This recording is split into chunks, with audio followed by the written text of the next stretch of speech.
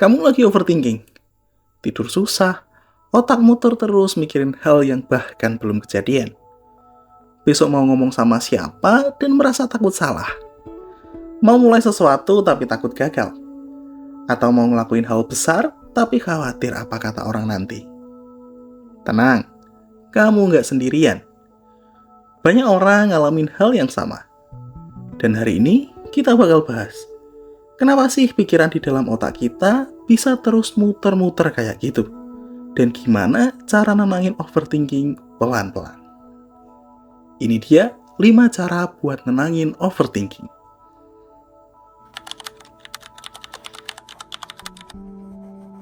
Kadang kita ngerasa capek banget, tapi nggak tahu kenapa. Otak kerasa penuh, tapi nggak bisa dijelasin. Kayak ada banyak suara yang semuanya saling tumpang tindih. Nah, salah satu cara paling sederhana tapi ampuh adalah coba tuliskan semuanya. Buka catatan di HP kamu atau ambil buku tulis.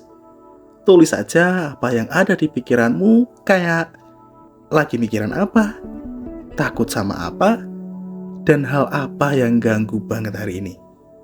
Nggak usah rapi, nggak usah ditulis bagus-bagus. Tumpahin aja semua isinya. Nanti kamu bakal kaget. Karena yang tadinya terasa berat banget, ternyata cuma segelintir pikiran yang terus diputar berulang-ulang. Nulis itu ibarat nyapu lantai yang berantakan. Bukan buat dibaca orang lain, tapi buat bikin kepala kamu jadi jauh lebih lega.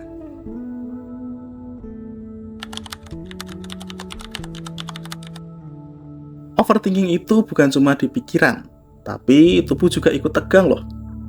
Jantung berdetak lebih cepat, nafas jadi pendek, dan otot jadi kaku.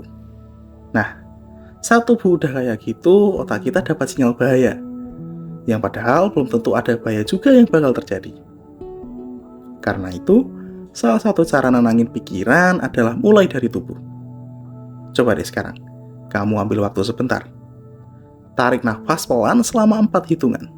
1, 2, 3, 4. Kemudian tahan selama 4 detik. Lalu buang nafas perlahan juga selama 4 detik. Coba ulangi ini 5-10 kali. Mungkin kelihatannya sepele, tapi latihan nafas ini terbukti secara ilmiah bantu menurunkan detak jantung, menenangkan sistem saraf, dan bikin pikiran jadi lebih stabil. Nafas adalah cara paling sederhana buat kirim sinyal ke otak kayak, tenang, semuanya baik-baik saja.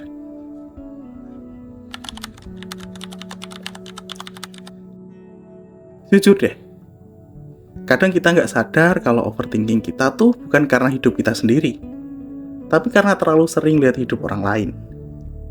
Contoh aja pas scroll IG, lihat teman udah nikah, kemudian scroll TikTok, orang lain gampang banget liburan ke luar negeri. Kemudian buka X atau Twitter. Semua orang kelihatan punya pendapat paling benar. Tanpa sadar, kita mulai ngebandingin diri kita dengan mereka. Padahal yang kita lihat itu cuma highlight atau bagian yang enak dilihat aja, bukan realita. Dan perbandingan itu ngasih beban tambahan yang nggak perlu. Coba kasih waktu 1 hari tanpa buka sosmed. Atau minimal batasi waktu scroll cuma 30 menit per hari. Nggak harus kamu coba langsung. Coba pelan-pelan aja dulu. Nanti kamu bakal mulai ngerasa lebih tenang. Karena kamu berhenti nyerap ribuan informasi yang nggak semuanya perlu kamu tahu.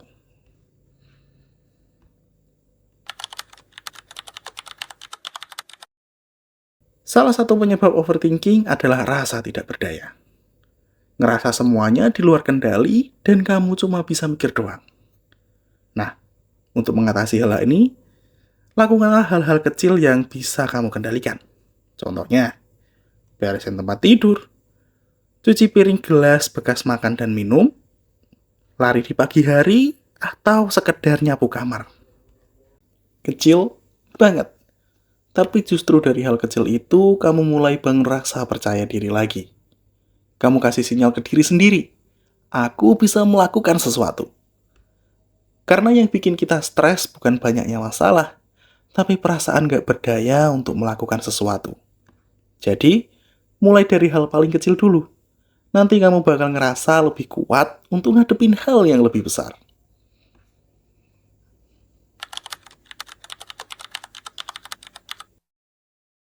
Kita sering lupa bahwa hidup itu bukan ujian yang harus dijawab sekarang juga. Kadang kita maksa diri buat nyari jawaban dari semua pertanyaan. Aku harus pilih yang mana ya? Apa aku ambil kerjaan itu atau enggak? Kenapa hidupku kayak gini sih?